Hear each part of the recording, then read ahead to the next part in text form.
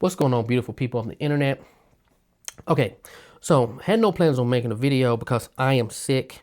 I'm just now getting over whatever I have, but I'm still in a head fog. My speech might be like, it might take me a while to get thoughts out, so just bear with me. So we all know the FX2 is out, right? A lot of controversy, and rightfully so. In this video, I kind of want to go down the timeline, the abbreviated timeline. I'm not gonna try to spend too much time on this, but I want to talk about how did we get to the point of the FX2. I'm gonna try my best to explain that, because to me, people are saying that it's a rehoused A7 IV. No. It's actually a rehoused A7C2.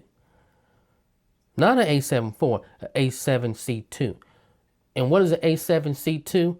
It's basically a rehoused A7 IV with AI features. But we're going to get into that. We're going to get into all of that. We're going to talk about the frustrations of everyone, which is one in the same. I think talking about how we got to the FX2 and the frustrations of everyone online, probably more than just online, those two are one and the same, okay? Let's make that clear. How we got to the FX2 and how people are upset are one and the same. Okay, so let's get into it. First off, I want to say this. Earlier this year, I made a video that in 2025, I was not going to buy a new camera. And I made it clear that I just felt that cameras, where are they going to go from here? And I saw the trend that Sony was doing, and that video was directly directed towards Sony. It was my frustrations, although I wasn't trying to be over negative about it, but it was just a video for me to express my frustrations.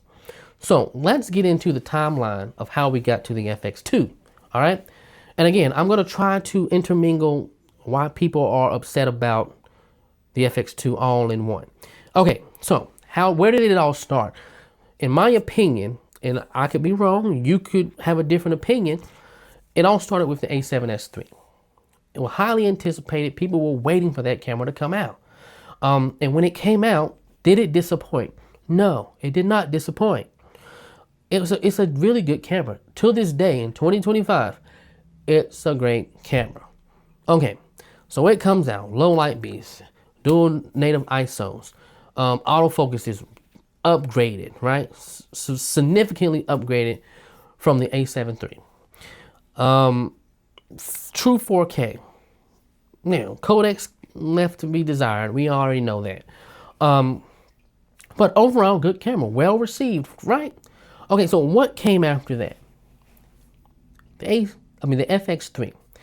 FX3 came after that, and it was met with a tiny bit of controversy. Not a lot of controversy, but the only controversy was, what separates the FX3 and the A7S III? Nothing outside of the body, and there's a fan in it, and it has cinema camera on it now. That was at the beginning. I'm not talking about now. So there was nothing separating those two. That was the controversy. People were asking themselves, well, why would I buy an FX3? Just for the body? Okay, so what did Sony do? All right, so they basically did this. This is the A7S III. This is the FX3. They put the A7S III on the shelf. You didn't get any updates for that thing for a good long while. What happened? We started getting more and more firmware updates for the FX3. For what purposes? My opinion was to separate the two, right? To separate the FX3 from the A7S III, even though they're the same camera. That was my opinion. So eventually, now we have gotten to the point to where we have the FX3 today, okay? But we're not done. We got to backtrack a little bit again to get back to the timeline. But anyway, did a great job. The FX3, highly sought out the camera. Great camera, amazing camera. I love it. I own it. I own an A7S III. Okay, so what came after the FX3? And let's not forget, the FX3 is nothing more than a rehoused A7S III. A7 IV comes out maybe a couple of months after that, right? Decent camera, not heavily spec, oversampled 4K, like you kind of expect from the A7 lineup, right? Controversial about the 4K 60 down to Super 35. Rolling shutter, not very good. Dual native ISO as well, just like the A7S III and FX3. Although the A7S III and FX3, huge gaps between those dual ISOs, 800 and 12,800. For the A7 IV, we have what? It's either 640 and 3200 or 800, 3200, one of those. And that is only in S-Log, okay? It's different if you are using, say, something like S-Cinetone or a different profile. That's not S-Log, S-Log 3 or whatever the other ones are. So, that's that. A7 IV comes out. Now, what comes out after that? One of the ZV cameras. The ZV, whatever, I don't remember what it is, but that comes out. What is that camera? It's basically a rehoused A7S III in a smaller body. Don't know who wanted that camera, but maybe a lot of people did. I don't know how it sold because I was never interested in that camera. Ever. Okay? So, A7S III was rehoused twice. I think people's blood's boiling a little bit about that. It ain't that big of a deal quite yet. Okay? Not that big of a deal quite yet. It's becoming a problem, but it ain't that big of a deal. Okay. A7 IV's out. Now what comes after that? A7C2. Now I'm like, oh wait a minute. A7C2? Let me look at the specs on this thing. A7 IV, A7C2. Oh, you added AI features. But it's basically the same sensor. Not much is different with the camera outside of the AI features. So basically, the A7 IV is the A7C2 with AI features. Now y'all starting to see the trend here. Now, not many people are upset about that. Not too many people are upset about that. At least that I can see. I didn't hear much controversy about that. Now, and listen, there's plenty of little smaller cameras that have been coming out. Those are irrelevant. We're talking about how we got to the FX2. Now we've gotten to the point. We're going to fast forward a lot. Now we've gotten the announcement, hey, the FX2 is coming out. You could have this, you could have that, you have this. Now when it actually comes out, what is it? In my opinion, it's nothing. It's not an A7 IV repurposed in the FX body. It's not. This is an A7C2 in an FX body. That's all this is. People are upset about that.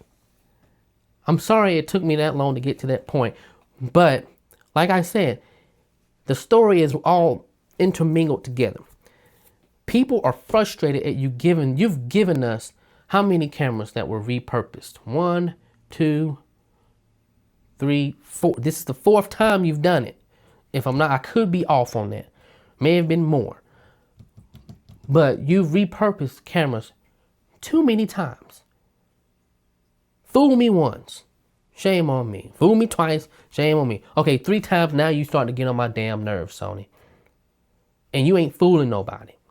That's the problem people are having right now. That's the frustrations that people are expressing with the FX2. If this was the 3rd time, I think it would be met and received like the A7C2. Nobody really cared too much about it just being an A7 IV, and you added the AI features because for some damn reason people wanted the AI features. And maybe they just look at the A7C as just a whatever camera. I don't know. But a lot of people weren't upset about it. But guys, the A7C2 is the FX2. What is different?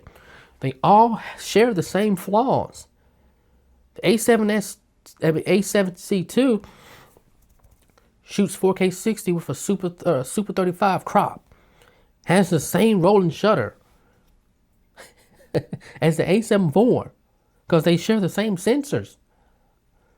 So, Sony, that's the problem. And I agree with all the content creators that says Sony has gotten complacent. I'm not going to try to break that down or anything like that. I 100% agree. 100% agree. Sony has gotten complacent. And here's what I want to say finally.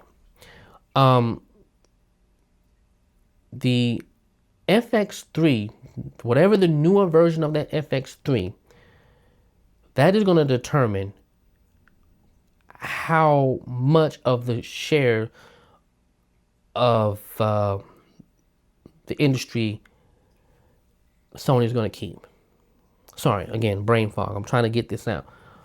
I think Sony's reputation when it comes to video now, not talking about photos, their entry-level cinema lineup will have to be on the backs of what this new FX3 or whatever it's going to be called, FX3 Mark II, it's going to be determined on that camera. The FX2, in my opinion, has diluted the market, has made people look at the FX lineup and say, are these cameras just going to be rehoused other cameras? Or are they going to be something separate all on their own? Because as of right now, with the current trend, how Sony is doing things, the FX3 is not a separate camera from the A7S III. You've added some features, cool. With firmware, that's about it. The FX2 is not a separate camera. You haven't separated that lineup yet. It's a rehoused camera from something else. Can we continue to take the FX series lineup? And listen, I'm not talking about the FX6. FX6 is slightly different than the FX3, okay? But we're talking about these entry-level cinema cameras.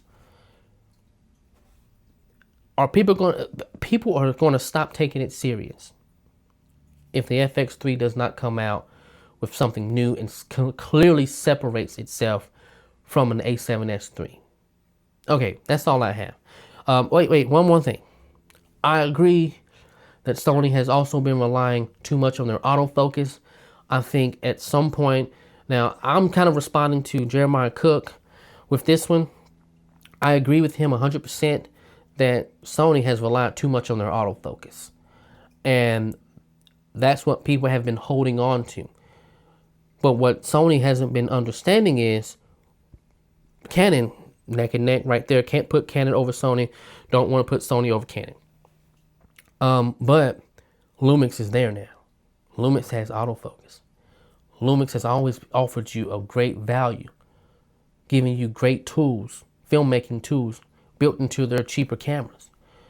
Blackmagic is just now getting into autofocus. Ooh, if Blackmagic figures out autofocus, do you think for a second I'm going to sit up here and worry about a Sony camera? Think about that for a second. With all the built-in tools that's already in the Blackmagic cameras, if they figure out autofocus, that's a real game changer right there. Okay, all right, I'm gone. Hope you guys have a wonderful day. See you in the next one.